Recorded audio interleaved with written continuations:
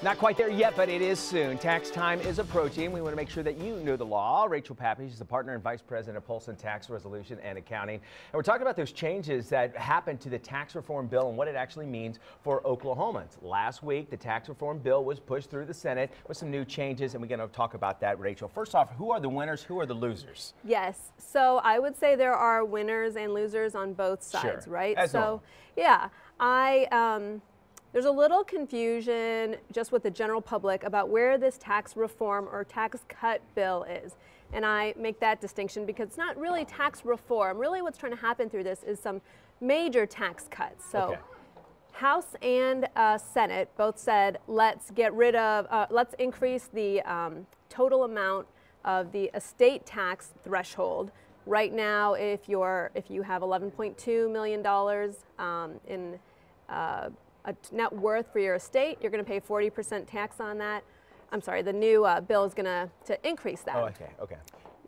Another winner is going to be if you claim just the standard deduction. That standard deduction gets doubled, and so you don't have to prove charitable deductions or child care or all these things. You're just going to get a standard deduction that's double of what's being offered right now. So it sounds like that's simplified. It's making it a little simplified? Definitely. Okay. That part is simplified. The loser is going to be the person maybe with a family of more than 3 children because they're going to get rid of personal exemptions. And what that means is right now on your tax return, you're able to claim yourself, your spouse, your children, and so each one of those people gets an exemption of about $4,050. Right. That's money you don't have to pay taxes on because those exemptions. So those are being done away with.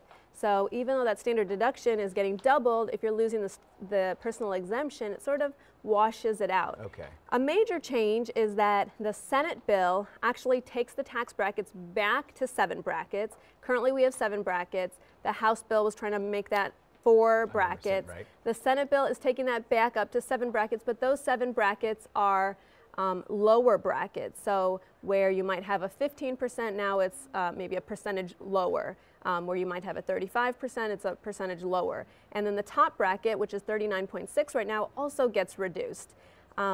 Another major difference is right now we have a penalty for people who are underinsured or don't have health insurance. Right.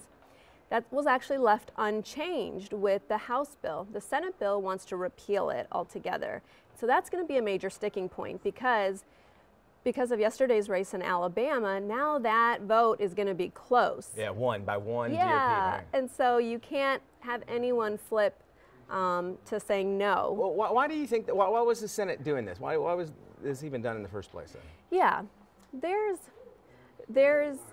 a long-term view of what these tax cuts are going to do, right? So in some ways, when the Democrats say it's not a real tax cut, in some ways, or it's not a gain for the economy, in some ways, if you look at it in the short term, it could be a pinch for some households. Okay. There's some households that fall into some of those middle brackets that maybe people would consider middle class that aren't going to get a real benefit. Specifically, if they have 3 or more children, they may not get a benefit. But if you look at the long-term view, this is meant to grow the economy. And if it grows the economy at what's proposed to be a 2.5 or 2.9% rate, we'll have a lot more job creation, salary increases, and a lot more incentives for companies. Right.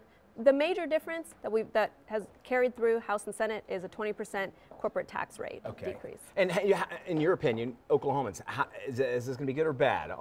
Tell me about your thoughts. Yeah, so Oklahomans, you know, our median household income is, they say $50,000. Right. But really what that means in Oklahoma is that about 49% make less than $45,000 to $50,000 a year, and 44% make over $50,000 per year.